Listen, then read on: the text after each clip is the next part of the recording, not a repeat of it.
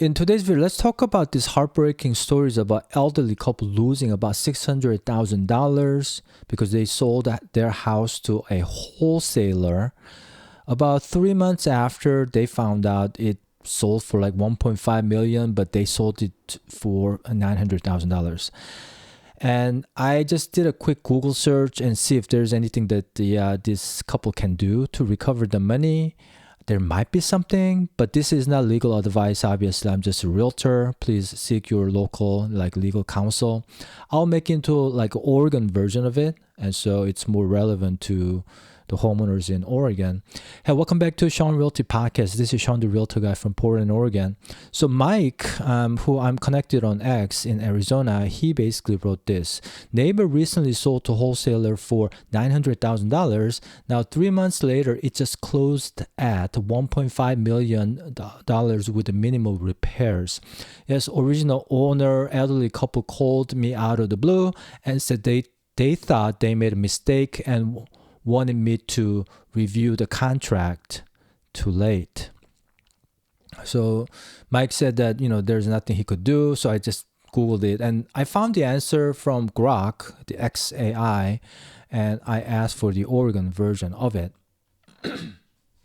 So he says, yes, in Oregon, the elderly couple or their representatives has several potential options against wholesaler. I'll just go ahead and read the whole thing so in case just you're listening. Against a wholesaler in a similar situation, though the outcome depends on specific facts, such as evidence of pressure, misrepresentation, the couple's vulnerability, age 65 plus, or cognitive, physical impairments, contract terms, and whether the deals involve the wrongful taking property value.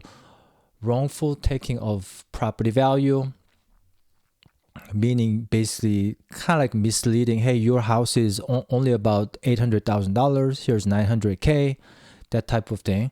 Wholesaling residential real estate is regulated, but not inherently illegal in Oregon.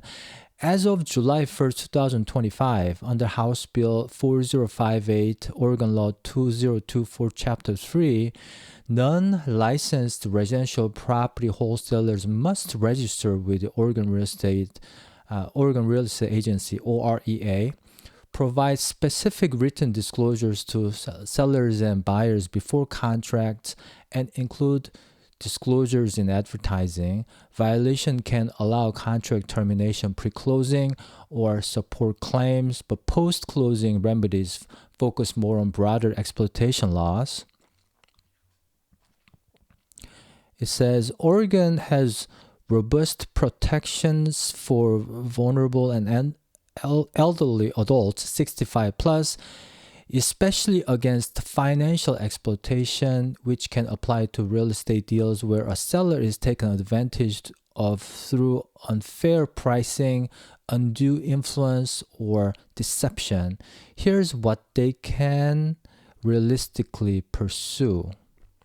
The first one, let's see. Report for investigation of financial exploitation, elder abuse. Oregon's Elderly Persons and Persons with Disabilities Abuse Prevention Act, ORS 124.050-124.140, defines financial abuse broadly, including wrongful taking or appropriation of vulnerable person's property, like a home sold far below market value, under duress, or without full understanding. This doesn't require a fiduciary relationship and can cover predatory real estate tactics targeting seniors. How to act. Report immediately to Oregon's statewide hotline at 1-855-503-7233 or online via the Oregon Department of Human Services at www oregon.gov/odhs/report-abuse. I'm going to go ahead and put this link in the description. Provide details like the rushed sale, price gap, $900,000 purchase, a quick $1.5 million flip, any pressure, lack of disclosure, and proof of vulnerabilities, age, and health issues. ODHS, Adult Protective Services, APS, investigates free of charge and can involve law enforcement, seek restitution, or refer for civil action. Reports are confidential and good faith reporters are protected from liability. Let's look at number 2.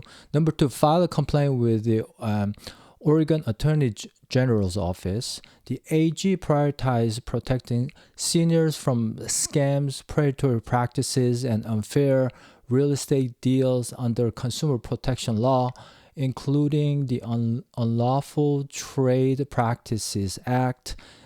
They've pursued cases involving financial exploitation of elders.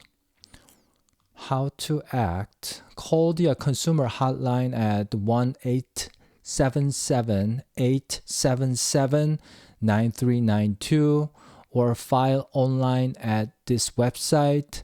Submit contract, communications, closing docs, and evidence of vulnerability and pressure. The AG can investigate and seek civil penalties, restitutions, or injunctions. Elder abuse report can also go through the hotline above with the AG involvement possible. Option number 3, consult with a private attorney for civil lawsuit options. An elder law, consumer protection, or real estate attorney can evaluate claims such as financial abuse exploitation under ORS 124.110, wrongful taking of property. Oregon's statutes are strong, often allowing treble damages, 3 times actual losses, plus attorney fees, costs, and interest if proven. Fraud, undue influences, duress, incapacity, unconscionability. Is that right? Unconscionability. That's a tougher to pronounce. Or misrepresentation. Example, if the wholesaler had intent to flip quickly for massive profit or pressure the sale. Unconscionability, yes. Wholesaler disclosure violation if post July 2025 or if patterns against non-compliance could bolster claims through pre-2025 deals lack the specific registration disclosure mandate. Post-closing unwind. Rescind the sale is difficult if resold to a bona fide third-party buyer, but mandatory damages from the wholesaler for lost equity value are possible. Statutes of limitation, often 2 to 6 years for fraud, exploitation, starting from discovery, likely still allow action if recent. Next step recommendation. Gather all documents quickly, contract, texts, email, HUD-1, closing statement, medical age proof. Start with free reporting to the hotline 1-855-503-SAFE. I think that was 7233. And AG, the Attorney General, no cost or risk. Seek a free law cost consultation via Oregon Legal Services, the Oregon State Bar Referral Service, BEFORE.org, or an elder law specialist.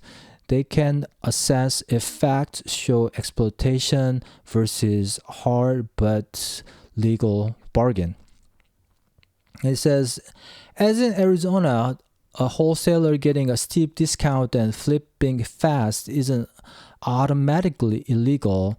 Many deals are aggressive but valid. However, Oregon emphasizes senior protections with the mandatory reporting and strong civil remedies, including treble damages and exploitation cases, which I right there 3 times actual losses and covering the costs and everything.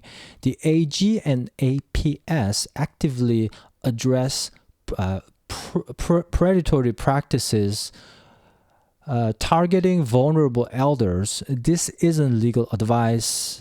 Urge prompt professional consultation as time-sensitive evidence phase. Outcomes vary by evidence strength.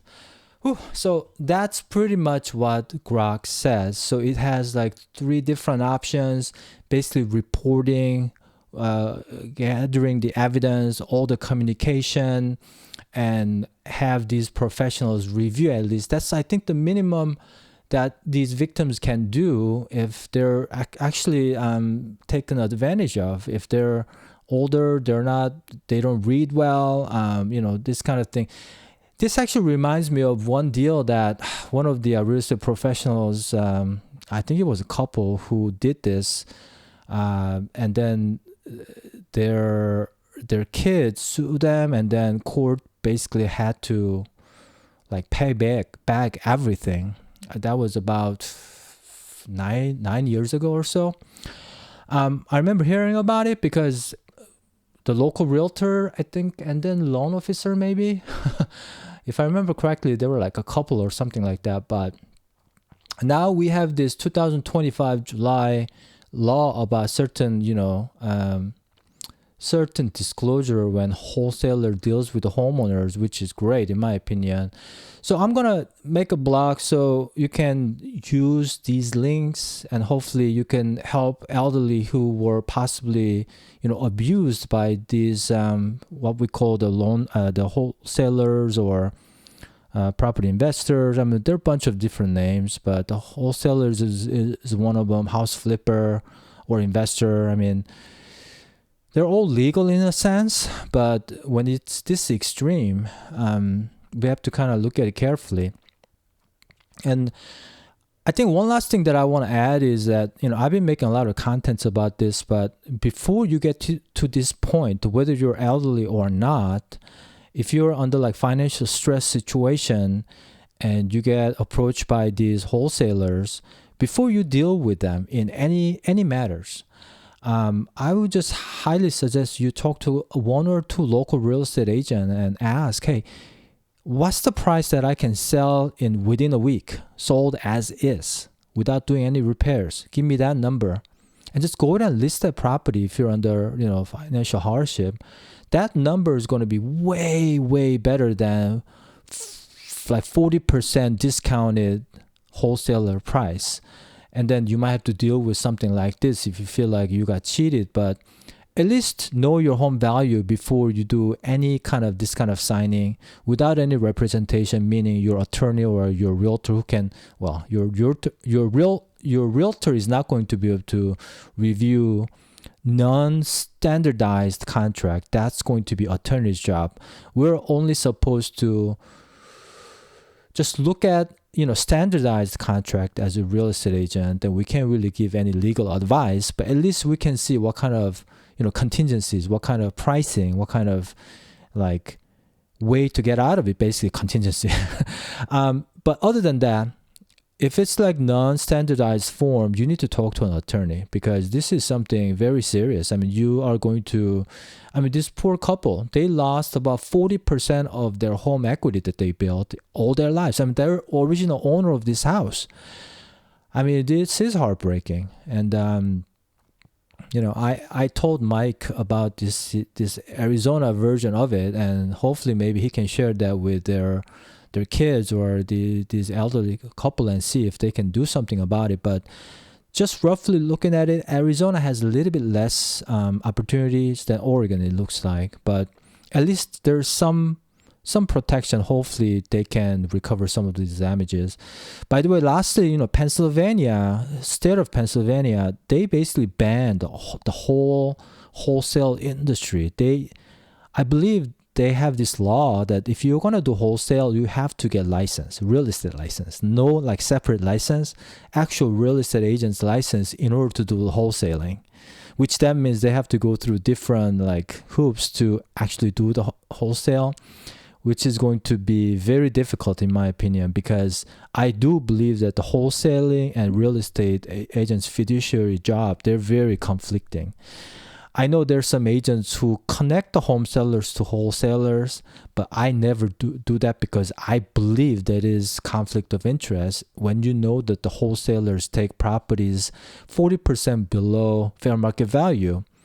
When I listed in the open market, we could probably recoup about like 85% in most of the worst case condition homes, more likely 90%. So that's saving, 20, 25, 30% more equity for the home seller. So knowing that, for me, giving my home sellers information to wholesalers is completely conflict of interest as a fiduciary agent. So going back to that, just talk to a couple of realtors. If you're in, Portland, Oregon, and you're in this situation, I'll be happy to give you a quick market analysis. You don't have to hire me, like I said always before.